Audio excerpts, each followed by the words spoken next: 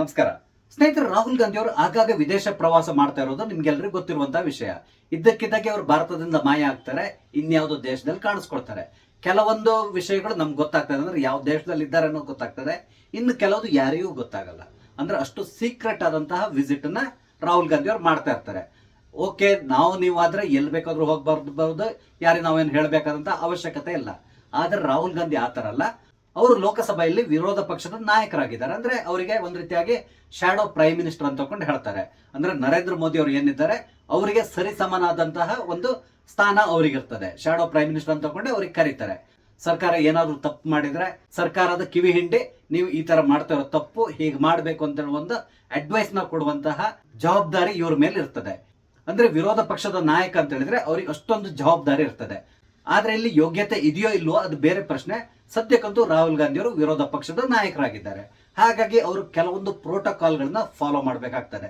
ತಾವು ಎಲ್ಲಿ ಹೋಗ್ತಾ ಇದ್ದೇವೆ, ಏನ್ ಮಾಡ್ತಾ ಇದ್ದೇವೆ, ಯಾರನ್ನ ಮೀಟ್ ಮಾಡ್ಲಿಕ್ಕೆ ಹೋಗ್ತಾ ಇದ್ದೇನೆ, ಈ ರೀತಿಯಾದಂತಹ ಪ್ರತಿಯೊಂದು ವಿವರವನ್ನ ಅವ್ರು ಶೇರ್ ಮಾಡ್ಕೋಬೇಕಾಗ್ತದೆ. ಆದ್ರೆ ರಾಹುಲ್ ಗಾಂಧಿ ಅವರು ಇದ್ದಕ್ಕಿದ್ದಾಗೆ ಯಾರಿಗೂ ಇನ್ಫಾರ್ಮ್ ಮಾಡ್ದೇನೆ ಯಾವುದೋ ಒಂದು ದೇಶಕ್ಕೆ ಹೋಗ್ಬಿಡ್ತಾರೆ. ಯಾರೋ ಅವ್ರ ಫೋಟೋವನ್ನ ತೆಗೆದು ಬೇರೆಯವ್ರಿಗೆ ಕಳಿಸ್ಕೊಟ್ಟಾಗ ಅದು ಎಲ್ಲ ಕಡೆ ವೈರಲ್ ಆದಾಗ್ಲೇ ಗೊತ್ತಾಗೋದು, ಓ ರಾಹುಲ್ ಗಾಂಧಿ ಅವರು ಇಂಥ ದೇಶದಲ್ಲಿ ಇದ್ದಾರೆ ಅಂತಕೊಂಡು. ಇತ್ತೀಚೆಗೆ ನಿಮ್ಗೆ ಗೊತ್ತಿರಬಹುದು, ಬಿಹಾರಲ್ಲಿ ಅವರು ಬಹುದೊಡ್ಡದಾದಂತ ಯಾತ್ರೆಯನ್ನು ನಡೆಸಿದ್ರು. ಈ ಮತಚೋರಿ ಯಾತ್ರೆ ಅಂತೇಳಿ ಏನ್ ನಡ್ಸ್ಕೊಂಡು ಹೋದ್ರು, ಅದು ಅಂದ್ರೆ ಕಳೆದ ವಾರ ಮುಗೀತು. ಒಮ್ಮೆ ಈ ಜಾತ್ರೆ ಎಲ್ಲ ಮುಗಿದ ತಕ್ಷಣ ರಾಹುಲ್ ಗಾಂಧಿ ಅವರು ಇದ್ದಕ್ಕಿದ್ದಾಗೆ ದೇಶದಿಂದ ಕಣ್ಮರೆ ಆದ್ರು. ಮಲೇಷ್ಯಾದಲ್ಲಿ ಕಾಣಿಸ್ಕೊಂಡ್ರು ಅಂತ ಹೇಳಿದ್ರೆ ಅವ್ರು ಏನು ಅಫಿಷಿಯಲ್ ಆಗಿ ಹೇಳಲಿಲ್ಲ ನಾನು ಮಲೇಷ್ಯಾಕ್ಕೆ ಹೋಗ್ತಾ ಇದ್ದೇನೆ ಅಂತೇಳಿ, ಅಥವಾ ನಾನು ಮಲೇಷ್ಯಾದಲ್ಲಿ ಇದ್ದೇನೆ ಅಂತೇಳಿ ಹೇಳಿ ಯಾರಿಗೂ ಕೂಡ ಅವ್ರ ವಿಷಯವನ್ನ ಹೇಳ್ಕೊಂಡಿರ್ಲಿಲ್ಲ.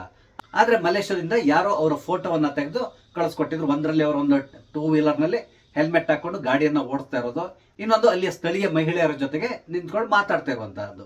ಈ ರೀತಿಯಾದಂತಹ 2 ಫೋಟೋವನ್ನ ಯಾರೋ ಕಳಿಸ್ಕೊಟ್ಟಿದ್ರು. ಅದನ್ನ ಬಿಜೆಪಿಯ IT ಸೆಲ್ನವರು ಶೇರ್ ಮಾಡ್ಕೊಂಡ್ರು ಎಕ್ಸ್ ನಲ್ಲಿ. ಆವಾಗಲೇ ಗೊತ್ತಾಗಿರೋದು ರಾಹುಲ್ ಗಾಂಧಿ ಅವರು ಮಲೇಷ್ಯಾ ಪ್ರವಾಸದಲ್ಲಿದ್ದಾರೆ ಅಂತೇಳಿ. ಅದರಲ್ಲಿ ಇಲ್ಲಿ ಇನ್ನೊಂದು ವಿವಾದ ಏನು ಅಂತ ಹೇಳಿದ್ರೆ, ಇವರು ಇದ್ದಿದ್ದು ಲಂಕಾವಿಯಲ್ಲಿ. ಈ ಮಲೇಷ್ಯಾದ ಒಂದು ದ್ವೀಪ ಇದು. ಈ ದ್ವೀಪದಲ್ಲಿ ರಾಹುಲ್ ಗಾಂಧಿ ಅವರು ಇದ್ರು. ಈಗ ಬರ್ತಾ ಇರುವಂತ ಪ್ರಶ್ನೆ ಏನು ಅಂತ ಹೇಳಿದ್ರೆ, ರಾಹುಲ್ ಗಾಂಧಿ ಅವರಿಗೆ ಲಂಕಾವಿಯಲ್ಲಿ ಏನ್ ಕೆಲಸ, ಈ ರೀತಿಯಾದಂತ ಪ್ರಶ್ನೆ ಬರ್ತದೆ. ಈ ರೀತಿ ಪ್ರಶ್ನೆ ಬರ್ಲಿಕ್ಕೂ ಕೂಡ ಮುಖ್ಯ ಕಾರಣ ಏನು ಅಂತ ಹೇಳಿದ್ರೆ, ಈ ಲಂಕಾವಿಯಲ್ಲೇ ಭಾರತಕ್ಕೆ ಬೇಕಾದಂತಹ ಓರ್ವ ವ್ಯಕ್ತಿ ಅಲ್ಲೇ ಅಡಗಿ ಕೂತ್ಕೊಂಡಿದ್ದಾನೆ ಅಂತ ಹೇಳಿದ್ರೆ ಅಲ್ಲಿ ಅವನಿಗೇನು ತೊಂದರೆ ಇಲ್ಲ, ಆತ ಆರಾಮದಲ್ಲಿ ಓಡಾಡ್ಕೊಂಡಿದ್ದಾನೆ. ಆದ್ರೆ ಆತ ಭಾರತಕ್ಕೆ ಬೇಕಾದಂತ ವ್ಯಕ್ತಿ. ಆತನ ಹೆಸರು ಜಾಕಿರ್ ನಾಯಕ್. ಈ ಜಾಕಿರ್ ನಾಯಕ್ ಭಾರತದಿಂದ ತಪ್ಪಿಸ್ಕೊಂಡು ಹೋಗಿ ಅಲ್ಲಿ ಕೂತ್ಕೊಂಡಿದ್ದಾನೆ. ಈ ಜಾಕಿರ್ ನಾಯಕ್ ಮೇಲೆ ಹಲವಾರು ಕೇಸ್ಗಳಿದೆ. ಈತ ಭಯೋತ್ಪಾದಕರ ಜೊತೆ ಕೂಡ ಸಂಬಂಧವನ್ನು ಹೊಂದಿದ್ದ ಅಂತ ಹೇಳಿ ಹೇಳ್ತಾ ಇದ್ದಾರೆ. ಹಾಗಾಗಿ ಇಂತಹ ಜಾಕಿರ್ ನಾಯಕ್ ಇರುವಂತಹ ಈ ಒಂದು ಸ್ಥಳದಲ್ಲಿ ರಾಹುಲ್ ಗಾಂಧಿ ಅವರಿಗೆ ಏನ್ ಕೆಲಸ, ಈ ರೀತಿಯಂತ ಪ್ರಶ್ನೆಗಳನ್ನ ಹಲವಾರು ಜನ ಎತ್ತುತ್ತಾ ಇದ್ದಾರೆ.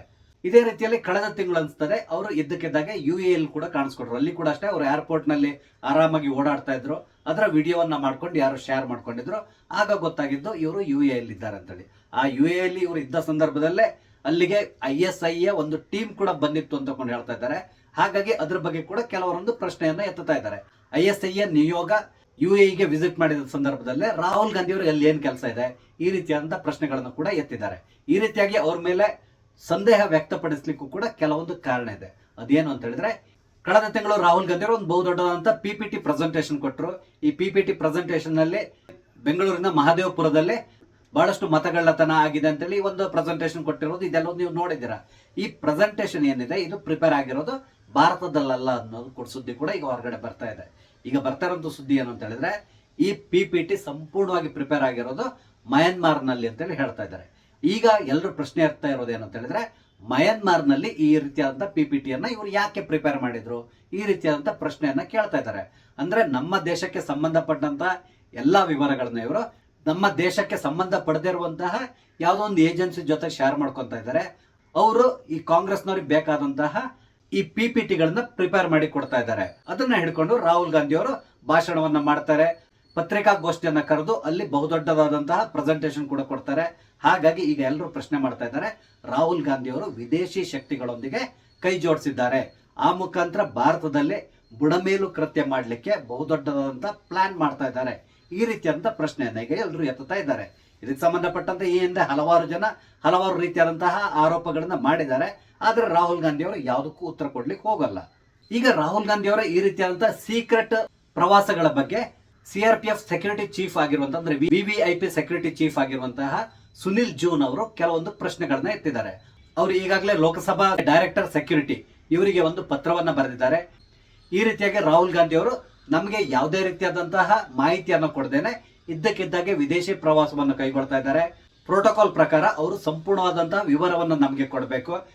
ಯಾವ ದೇಶಕ್ಕೆ ಹೋಗ್ತಾ ಇದ್ದಾರೆ, ಅಲ್ಲಿ ಯಾರನ್ನ ಭೇಟಿ ಮಾಡ್ತಾ ಇದ್ದಾರೆ, ಎಷ್ಟು ದಿನ ಅಲ್ಲಿರ್ತಾರೆ, ಯಾವಾಗ ವಾಪಸ್ ಬರ್ತಾರೆ, ಸಂಪೂರ್ಣವಾದಂತಹ ವಿವರವನ್ನ ನಮಗೆ ಕೊಡಬೇಕು. ಆದ್ರೆ ಅವರು ಯಾವುದೇ ರೀತಿಯಾದಂತಹ ವಿವರವನ್ನ ಕೊಡ್ತಾ ಇಲ್ಲ. ಅದಕ್ಕೆ ಬದಲಾಗಿ ಇದ್ದಕ್ಕಿದ್ದಾಗೇನೆ ದೇಶದಿಂದ ಹೊರಗಡೆ ಹೋಗ್ಬಿಡ್ತಾರೆ. ನಮಗೆ ಸಮಸ್ಯೆ ಉಂಟಾಗ್ತಾ ಇದೆ, ಮುಂದೇನಾದ್ರೂ ಅನಾಹುತ ಆದ್ರೆ ನಾವು ಏನ್ ಮಾಡ್ಬೇಕು, ಈ ರೀತಿಯಾದಂತಹ ಕೆಲವೊಂದು ಸೀರಿಯಸ್ ವಿಷಯಗಳನ್ನ ಈ ಪತ್ರದಲ್ಲಿ ಕೇಳಿದ್ದಾರೆ. ಇಲ್ಲಿ ಸಾಮಾನ್ಯವಾಗಿ ಯಾರೇ ಆಗ್ಲಿ VVIPಗಳಿದ್ರೆ ಅವರಿಗೆ ಕೆಲವೊಂದು ಸೆಕ್ಯೂರಿಟಿ ಕನ್ಸರ್ನ್ಸ್ ಇದ್ದೇ ಇರ್ತದೆ. ಅಂದ್ರೆ ಬೇರೆ ಎಲ್ಲಾದ್ರೂ ಹೋದ್ರೆ ಅವರ ಜೀವಕ್ಕೆ ಏನಾದ್ರೂ ಅಪಾಯ ಆಗ್ಬೋದು. ಆ ರೀತಿ ಏನಾದ್ರೂ ಆದ್ರೆ ಅದಕ್ಕೆ ಉತ್ತರ ಕೊಡಬೇಕಾದಂತಹ ಜವಾಬ್ದಾರಿ ಅವರ ಸೆಕ್ಯೂರಿಟಿಯನ್ನು ನೋಡ್ಕೊಂತ ಇರುವಂತಹ ಈ ಸೆಕ್ಯೂರಿಟಿ ಚೀಫ್ ಯಾರಿದ್ದಾರೆ ಅವ್ರ ಮೇಲೆ ಇರ್ತದೆ. ಹಾಗಾಗಿ ಅವರು ಅವರಿಗಿರುವಂತಹ ಸಮಸ್ಯೆಯನ್ನ ಇಲ್ಲಿ ಹೇಳ್ಕೊಂಡಿದ್ದಾರೆ. ಈ ರೀತಿಯಾಗಿ ಹೇಳದೆ ಕೇಳದೆ ಹೋದ್ರೆ ನಮ್ಗೆ ಖಂಡಿತವಾಗಿ ತುಂಬಾ ಸಮಸ್ಯೆ ಉಂಟಾಗ್ತದೆ. ಮುಂದೆ ಏನಾದ್ರೂ ಹೆಚ್ಚು ಕಡಿಮೆ ಆದ್ರೆ ಆಗ ಯಾರು ಇದರ ಜವಾಬ್ದಾರಿಯನ್ನು ಹೊರಬೇಕು, ಈ ರೀತಿಯಾದಂತಹ ಪ್ರಶ್ನೆಯನ್ನ ಎತ್ತಿದ್ದಾರೆ. ಇದಕ್ಕೆ ಸಂಬಂಧಪಟ್ಟಂತೆ ಕಾಂಗ್ರೆಸ್ನವ್ರನ್ನ ಪ್ರಶ್ನೆ ಮಾಡಿದ್ರೆ ಕಾಂಗ್ರೆಸ್ನವ್ರು ಏನ್ ಹೇಳ್ತಾರೆ ಅಂತ ಹೇಳಿದ್ರೆ, ರಾಹುಲ್ ಗಾಂಧಿ ಅವರು ಕೇವಲ ರಿಲ್ಯಾಕ್ಸ್ ಮಾಡ್ಲಿಕ್ಕಾಗಿ ಬೇರೆ ದೇಶಕ್ಕೆ ಹೋಗಿದ್ದಾರೆ, ಈ ರೀತಿಯಾದಂತಹ ಹೇಳಿಕೆಗಳನ್ನ ಕೊಡ್ತಾರೆ. ಅವ್ರು ಹೋಗ್ಲಿ ಪರವಾಗಿಲ್ಲ, ಆದ್ರೂ ಕೂಡ ಅವರು ಎಲ್ಲಿಗೆ ಹೋಗೋದಾದ್ರೂ ಕೂಡ ಅದರ ಮಾಹಿತಿಯನ್ನ ಸಂಬಂಧಪಟ್ಟಂತಹ ಸೆಕ್ಯೂರಿಟಿ ಅಧಿಕಾರಿ ಜೊತೆಗೆ ಹಂಚ್ಕೋಬೇಕಾಗ್ತದೆ. ಯಾಕಂದ್ರೆ ಅವರಿಗೂ ಕೂಡ ಕೆಲವೊಂದು ಜವಾಬ್ದಾರಿಗಳಿರ್ತದೆ. ಹಾಗಾಗಿ ಅವರು ಅದನ್ನ ನಿಭಾಯಿಸಬೇಕಾಗ್ತದೆ. ಆದ್ರೆ ಇಲ್ಲಿ ರಾಹುಲ್ ಗಾಂಧಿ ಅವರು ಹೇಳದೆ ಕೇಳದೆ ಬೇರೆ ಬೇರೆ ದೇಶಗಳಿಗೆ ಹೋಗ್ತಾರೆ. ನಿಮ್ಗೆ ಗೊತ್ತಿರಬಹುದು, ಅವರು ಪದೇ ಪದೇ ವಿಯೆಟ್ನಾಂ ವಿಸಿಟ್ ಮಾಡ್ತಾ ಇರ್ತಾರೆ. ಅಲ್ಲಿಗೆ ಯಾಕೆ ಹೋಗ್ತಾ ಇದ್ದಾರೆ ಅನ್ನೋದು ಒಂದ್ ರೀತಿಯಾದಂತಹ ಎಕ್ಸ್ಟ್ರಾ ಪ್ರಶ್ನೆ ಆಗ್ಬಿಟ್ಟಿದೆ. ನಂತರ ಇಟಲಿಗೆ ಹೋಗ್ತಾರೆ. ಇಟಲಿ ಆದ್ರೂ ಬಿಡಿ, ಅವರ ಅಜ್ಜಿ ಮನೆ, ಅಲ್ಲಿಗೆ ಹೋಗ್ಬಹುದು, ಅದು ಬೇರೆ ವಿಷಯ. ನಂತರ ಇತ್ತೀಚೆಗೆ ದುಬೈ ಕೂಡ ಹೋಗಿದ್ದಾರೆ, ಕತಾರ್ಗೆ ಹೋಗಿದ್ದಾರೆ, ಹಾಗೇನೆ ಲೇಟೆಸ್ಟ್ ಆಗಿ ಈಗ ಮಲೇಷ್ಯಾಕ್ಕೆ ಹೋಗಿದ್ದಾರೆ. ನಂತರ ಆಗಾಗ ಇಂಗ್ಲೆಂಡಿಗೆ ಕೂಡ ಹೋಗ್ತಾ ಇರ್ತಾರೆ. ಇದೆಲ್ಲವೂ ನಮ್ಗೆ ಗೊತ್ತಿರುವಂತದ್ದು.